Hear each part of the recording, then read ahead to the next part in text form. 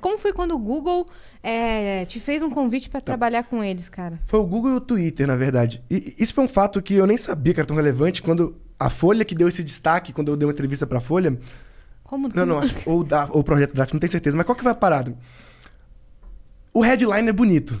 Tipo, garoto recusou o Google e o Twitter. Mas na prática, não foi bem assim. No sentido de...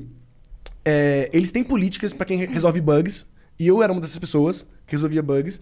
E no Twitter, em algum momento, eu resolvi um bug do Twitter que, inclusive, a equipe do Twitter, nem tinha instalado no Brasil ainda, entrou em contato comigo para descobrir que bug é esse, porque era um bug que só acontecia com acentos, só em português tinha.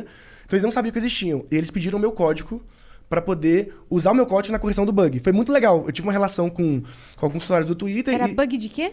Cara, era um bug que, tipo, quando você tinha acentuação, os arrobas e as hashtags ficavam deslinkadas e perdiam os links. Aí eu queria uma extensão para corrigir. Verdade! Aí os caras acharam isso legal e surgiu uma proposta. Tipo, olha, quando ele estiver no Brasil, eles querem que você trabalhe aqui. E o Google tinha sido um pouco antes, por causa dessa época de bugs também. Mas os headhunters sempre procuram talentos. E eu só não continuei. Não é que eu falei, não quero. Eu só... Tipo, não dei progresso nisso, não entrei, porque eu tinha muito medo de entrar. O motivo pelo qual eu recusei, que eu não quis entrar nessas empresas, é porque eu era muito novo e eu nunca tinha trabalhado com ninguém, nunca tive um chefe e eu tinha uns horários muito loucos. Eu gosto de trabalhar de madrugada, eu não sou subordinado, principalmente naquela época. Então eu falei, cara, ser contratado por uma empresa dessa é legal, mas ser demitido em 2 meses é uma merda. Então eu tinha muito medo de ser demitido, essa é real, porque eu falei, cara... E eu não achava que eu era tão bom assim. Eu tinha muita, sei lá, síndrome do impostor. Eu falei, cara, meus códigos não são tão bons assim, não são tão bom programador. Quando eles me contratarem, eles vão descobrir isso. Sou muito novo. Exato. E a galera fala assim, recusou a empresa na Google e Twitter. Pô, os caras têm dezenas de milhares de funcionários. Eu não ia entrar como um diretor, eu ia entrar como um estagiário. E aí eu tinha muito medo também de ser só mais um. Porque eu sempre quis fazer as minhas ideias. E aí, lá dentro, eu estaria trabalhando para a ideia dos outros.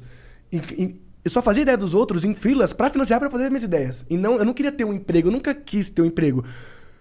Não porque eu não preciso de um emprego, não precisava de dinheiro, mas é que naquela época eu não precisava. Tipo, eu era adolescente, então literalmente eu tinha muito na minha cabeça. O momento que eu tenho para poder fazer o que eu quiser sem ganhar um centavo é agora. Porque quando eu ficar mais velho, tiver responsabilidade, tiver família, tiver filho e tudo, eu não vou poder me dar o luxo de seguir esse caminho.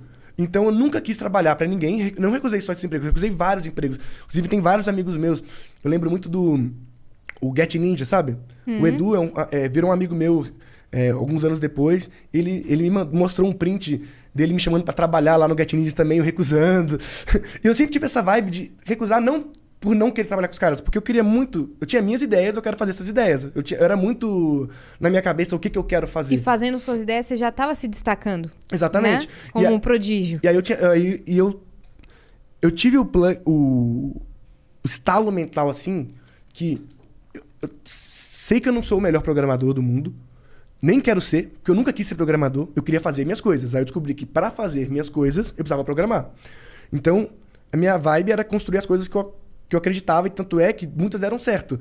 Tipo, deram muitos downloads, muitos acessos, gerou mídia espontânea, de graça. Então, eu sentia que eu estava acertando, que eu estava fazendo alguma coisa que as pessoas se interessavam. E as pessoas só viam um skill de programador em mim. E eu não via esse skill tão forte, porque eu sabia a quantidade de gambiarra que eu fazia. Depois eu descobri que todo programador é assim. Mas na época, como eu não conhecia tantos programadores... Você aprendeu sozinho no seu quarto? Exatamente. Eu tinha muita insegurança sobre o meu skill de programador, porque todo mundo falava assim, nossa, o João é um bom programador. E eu não me via como programador, porque eu não me via no futuro sendo programador ainda. Eu sabia que eu estava programador. Pra mim, programação, todo mundo devia aprender, é muito foda. Até pra você, o pensamento lógico que ela te ajuda a te desenvolver é muito bom. Mas eu não queria ficar programando pra sempre, eu queria construir coisas. Eu sempre me via construindo alguma coisa. Porque era o que me dava tesão. Tipo assim, eu tinha muito mais tesão de ver a galera falando que baixou o aplicativo e achou da hora do que ficar horas programando. Enquanto eu tenho muitos amigos programadores que o tesão dos caras é ficar horas programando. Os caras realmente gostam, o tempo livre deles, eles estudam programação, eles programam o dia inteiro, e depois, do hobby deles também é programar. Eu nunca fui esse cara. Eu sempre fui o cara que queria fazer alguma coisa. Então, jogar o projeto pro mundo. Aí, eu não me via trabalhando em lugar nenhum, e foi uma decisão que parece louca, mas deu certo. Então... E como eu era prodígio, eu perdi o raciocínio. Gente, é difícil. Não, pode continuar. O TDAH é foda. Mas quando como eu era prodígio, eu sabia que todos os destaques e portas que eu tava abrindo era muito pelo fator de eu ter 16 anos naquela época. Então, tipo, tenho 16 anos, isso é um diferencial. Porque eu percebia isso porque ninguém fechava a porta na minha cara. Ninguém fecha a porta na cara de um garoto sonhador e que... Eu via muito que as pessoas que eu abordava gostavam muito de mim e queriam que eu fosse filho delas. Tipo, uma coisa assim, pô, eu queria muito que meu filho fosse assim. Então, eu mandava e-mail pra CEO de empresa e eles me respondiam. Tipo, eu consegui falar com o Jorge Paulo Lema, sabe? Mandando um e-mail. Caramba. Você Então, pegava no afetivo, né? Mas não era... Hoje eu tenho essa visão, mas na época não era tão claro assim, mas eu sabia que era um diferencial pra eu ser jovem, porque quando eu conto minha história, pô, sou jovem, sou programador, tô criando uma parada, todo mundo fala assim, pô, legal, me dá um tempo pra... Por mais que não saísse nada, eu conseguia marcar uma reunião. Atenção. E eu achava que todo mundo conseguia. Aí depois eu fui percebendo que não, as pessoas, não é tão fácil assim falar com tantos CEOs, tantas pessoas. E eu falei, cara, eu preciso usar isso, porque quando eu tiver... Tipo, 25 anos, que é a idade que eu tenho hoje, eu não vou ter um diferencial mais por ser jovem, porque eu sou só mais um profissional. E aí, eu tive uma conversa com a minha mãe. Minha mãe é professora de português e é pastora também. Muito louco. E eu falei, mãe, eu vou largar a escola. Quando eu mudei pra São Paulo, eu larguei a escola. Isso eu não sabia. Eu nunca completei o ensino médio. Pouca gente sabe. Algumas pessoas sabem, mas... Por que eu não completei o ensino médio? Porque eu falei, mãe, eu tenho esse ano e o próximo de oportunidades que nunca mais vão ter. Porque eu não vou ter 16 anos pra sempre.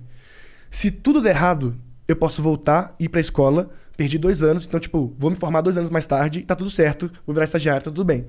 Se der certo, é a oportunidade única, que eu nunca mais vou ter. Então, era muito claro pra mim que ser um prodígio era uma... que eu podia passar, ou podia ser algo que eu podia construir alguma coisa. E aí minha mãe, sei lá como, louca, aceitou. Eu já era emancipado, mas ela sempre apoiou nesse sentido. E é isso.